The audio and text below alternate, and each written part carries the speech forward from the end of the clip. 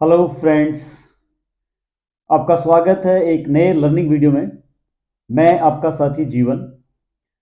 आज आपको मैं बताने की कोशिश करूंगा कि एक्सपोनेंशियल मूविंग एवरेज जो होता है इसको हम कैसे आइडेंटिफाई करें और इसके बेसिस पे हम कैसे प्रिडिक्ट करें नवंबर मंथ दिसंबर मंथ जो आने वाले हैं इनमें हम लोग कैसे ट्रेडिंग करें। आप लोगों को एक इंटरेस्टिंग फैक्ट बताता हूं मैं। इसमें अगर आप देखेंगे मार्केट ने 200 डेज मूविंग एवरेज अगर आप देखेंगे तो यहां पर बैंक निफ्टी में ब्रेक किया। ठीक है। मैं टू द पॉइंट बात कर रहा हूं क्योंकि मैं वीडियो को बहुत शॉर्ट करना चाह रहा हूं कि ज़्यादा लंबा वीडियो ना बने, इसलिए मैं टू द पॉइंट सीधे निफ्टी बैंक में आ गया। 200 डेज मूविंग एवरेज को ब्रेक किया और उसके बाद वापस रिकवर कर गया बैंक निफ्टी। ओके। यहां पर इसने सबसे पहले इसने ब्रेक किया 100 days 50 days moving average. 50 days moving average के बाद ये immediately 100 days moving average break कर दिया इसने। अगर हम यहां डिस्कस करेंगे इस पॉइंट से तो यहां इसने अक्टूबर के महीने में यहां पर इसने ब्रेक किया। ये देखिए इस लेवल पे ब्रेक किया इसने 44,600 के आसपास। ठीक है। यहां ब्रेक किया उसके बाद इमीडिएटली 100 डेज मूविंग एवरेज, यहां पैनिक क्रिएट हुआ था मार्केट के अंदर। उसके बाद सडनली एक और पैनिक आया जिसने यहां 43,000 का लेवल भी इसने ब्रेक कर दिया। ठीक है। बैंक निफ्टी ने उसके बाद ही इमीडिएटली धीरे धीरे शार्प रिकवरी इसके अंदर आ गई। बैंक निफ्टी में ऐसा पहले भी हुआ है कि 200 डेज मूविंग एवरेज ब्रेक करने के बाद इसने शार्प रिकवरी दी है। ये लेवल क्या होते हैं? 50 days moving average, 100 days moving average और 200 डेज मूविंग एवरेज। ये ऐसे लेवल है जहां से मार्केट, ये डिसाइसिव लेवल होते हैं। मार्केट इन लेवलों की रिस्पेक्ट करता है।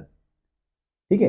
हमेशा आप देख के रहना, कोई भी लेवल हो अगर ब्रेक करता है, देखिए यहां पर इसने ब्रेक किया, हल्का सा ब्रेक किया, वापस रिस्पेक्ट कर दिया इस लेवल ने। यहां पर ब्रेक किया, फिर वापस रिस्पेक्ट कर लिया लेवल ने। तो इन लेवलों पे अक्सर एक इन्वेस्टमेंट बाइंग कॉल बनती है। जब भी ऐसे लेवल आते हैं, ऐसे बड़े लेवल जो आते हैं, यहां पर हम बाइंग रिकमेंड करते हैं। कुछ परसेंटेज बाइंग हम स्टॉक्स के अंदर लॉन्ग टर्म होल्डिंग के लिए, अब पोर्टफोलियो बनाने के लिए हम रिकमेंड करते हैं। यहां देखिए आप, ये लेवल देखिए, यहां पर इसने लेवल ब्रेक किया सडनली, उसके बाद ये वापस ऊपर चला गया।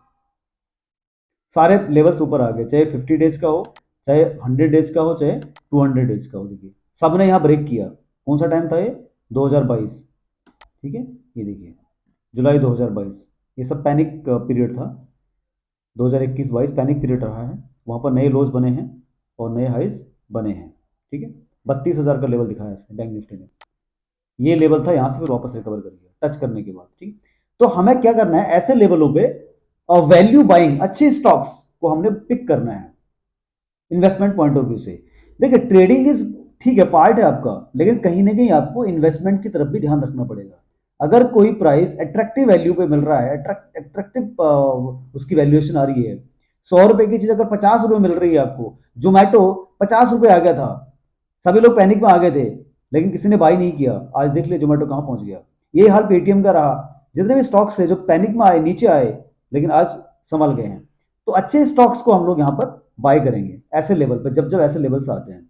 ये तो हो गया इन्वेस्टमेंट कॉल्स के लिए। और बैंक निफ्टी की बात करें हमने, अब मैं निफ्टी का अगर लेवल दिखाऊं आप लोगों को, सेम चार्ट के अंदर, सेम चार्ट में हम देखेंगे बैंक निफ्टी निफ्टी ने 200 डेज एक्सपोनेंशियल मूविंग एवरेज को रिस्पेक्ट किया।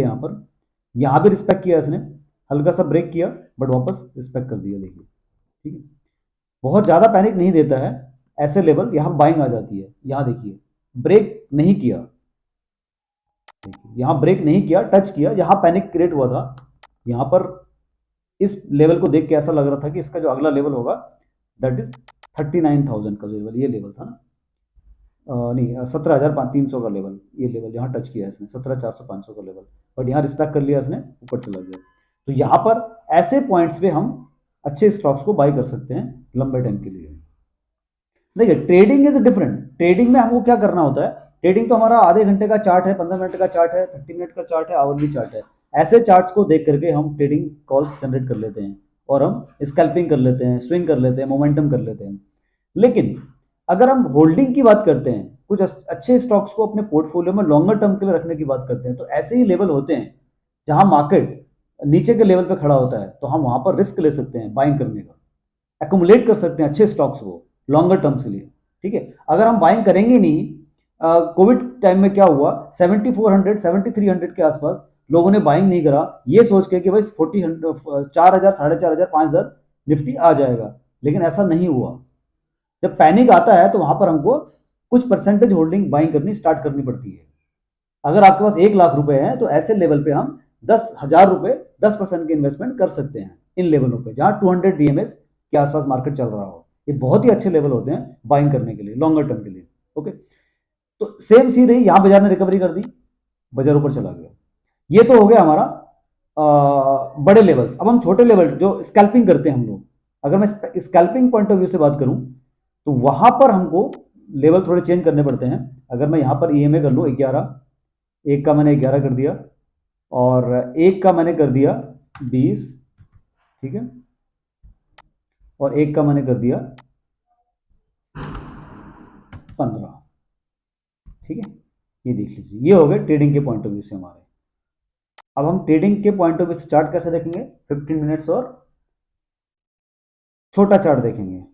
ठीक है, छोटे चार्ट में हम ट्रेडिंग करेंगे। ये देखिए, अगर आप डे ट्रेडर हैं तो इन लेवलों को हम फोकस कर सकते हैं। देखिए, यहां पर हमने बाइंग करनी है, कहां हमको सेल करना है, इस लेवल पे। ये लेवल ब्रेक कर दिया तो नीचे का लेवल आ गया, इन लेवलों पे हम ट्रेडिंग कर सकते हैं। जैसे मान लीजिए ये चार्ट है 2 नवंबर का, ये 3 नवंबर का चार्ट है। ठीक है, यहां पर हमने ईएमए के पॉइंट ऑफ व्यू से अगर मैं बात करूं ट्रेडिंग करने के लिए, तो यहां पर मार्केट रेंज में रहा, यहां से लेके यहां तक। सडनली इसने लेवल ब्रेक किया, जब लेवल ब्रेक किया इसने तो हम यहां सेल कर सकते हैं इस लेवल पे। ठीक, ये देखिए, ये लेवल सेलिंग का लेवल आ गया, 19,250 में सेलिंग का लेवल आ गया। यहां पर दोनों, यहां पर इसने टच लो ब्रेक कर दिया।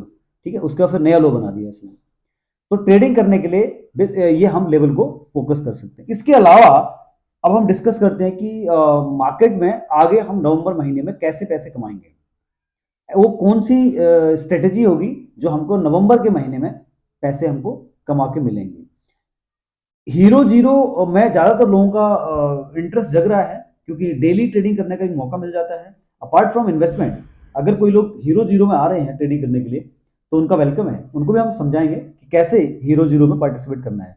मैं बार बार कहता आया हूं कि अगर मार्केट गैप अप ओपनिंग होती है, उसके बाद मार्केट गैप अप ओपनिंग के बाद सेम रेंज में मार्केट रहता है फर्स्ट हाफ में, तो सेकंड हाफ में एक मोमेंट गैप अप की साइड रहेगी, यानी कि ऊपर की तरफ ट्रेंड में कॉल बाय करके हम चल सकते हैं।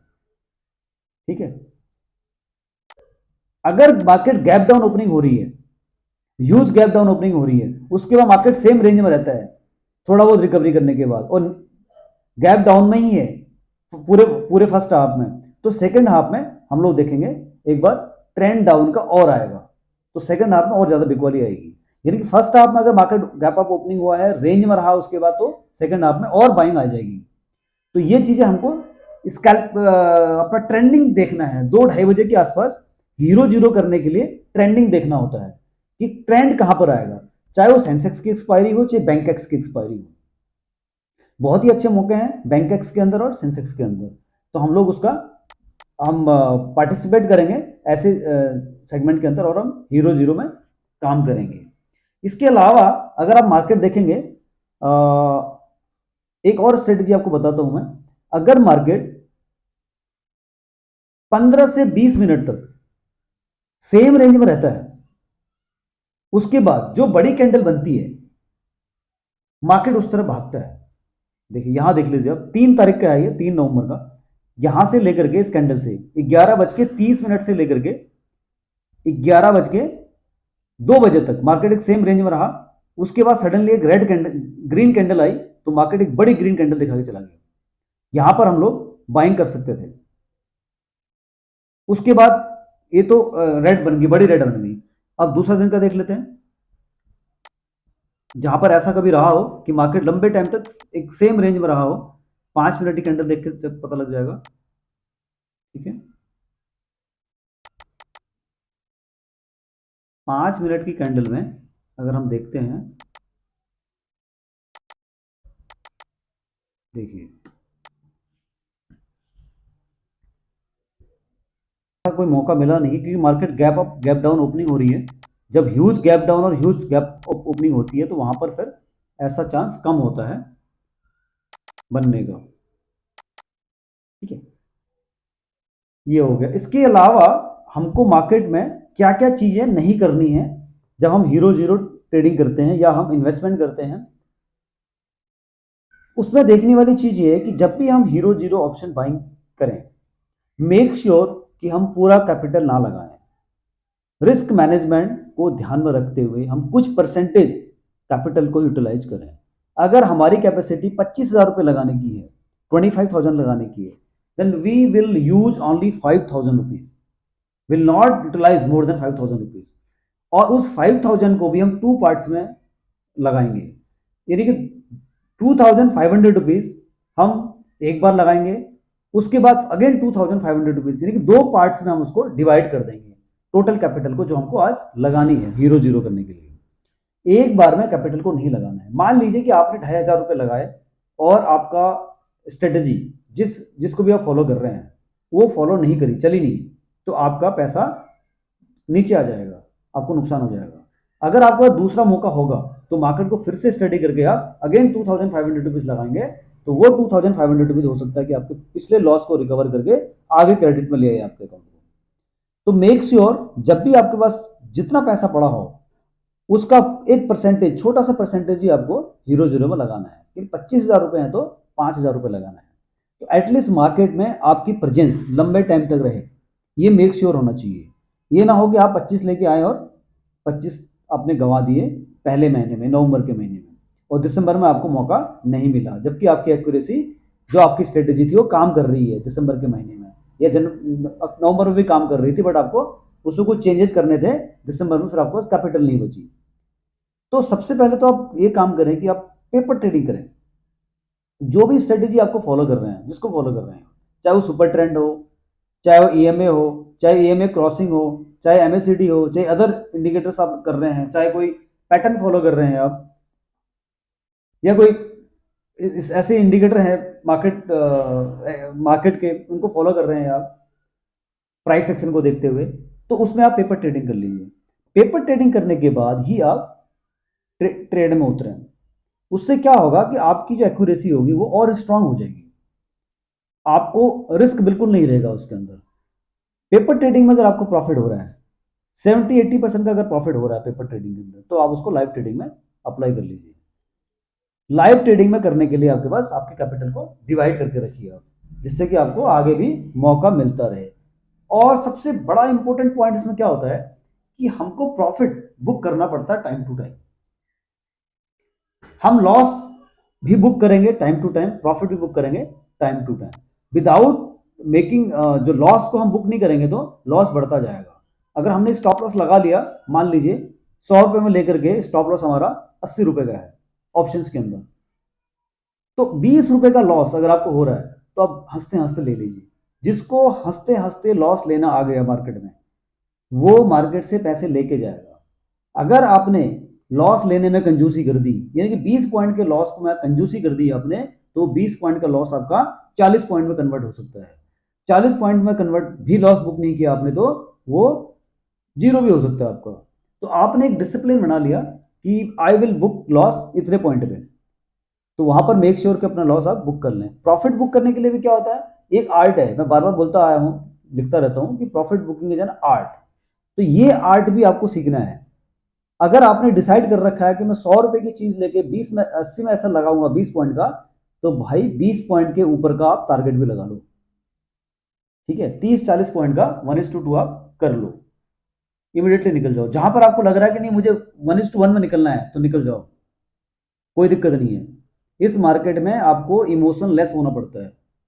अगर 100 रुपए की चीज आपको 90 में निकालनी पड़ रही है, 80 का एसएल है, निकाल दो 10 रुपए के एसएल पे। अगर आपका यहाँ पर सेंस बोल रहा है कि नहीं ये गिरने वाला है, मैं 10 पॉइंट का एसएल ले लेता हूँ, अब बाहर हो जाता हूँ, या 100 में लिया 110 में बेचना पड़ रहा है, कॉस्ट टू कॉस्ट बेचना पड़ रहा है। कई बार क्या होता है कि कॉस्ट टू कॉस्ट बेचना भी फायदेमंद होता है। वो बहुत जरूरी है। तो ये आपकी प्रैक्टिस होनी चाहिए कि आप चीज़ों को कॉस्ट टू कॉस्ट में निकल जाएं और प्रॉफिट में भी आप बुक करते रहें। अगर आपको लग रहा है मार्केट ट्रेंडिंग है तो आप उसको ट्रेल भी कर सकते हैं स्टॉप लॉस को। तो स्टॉप लॉस ट्रेल कर लेंगे तो क्या होगा, अगर 140 का भाव आ गया तो आप 130 का एसएल लगा दीजिए, कट गया तो 30 पॉइंट तो आपके हाथ में आएंगे। तो स्टॉप लॉस ट्रेलिंग करना बहुत ही इंपॉर्टेंट होता है। स्टॉप लॉस लगाना, ट्रेल करना, ये बहुत ही इंपॉर्टेंट सब्जेक्ट है। इनमें आपको फोकस करना पड़ेगा, बार बार समझना पड़ेगा कि कैसे स्टॉप लॉस लगाए जाते हैं और कैसे टारगेट सेट किए जाते हैं।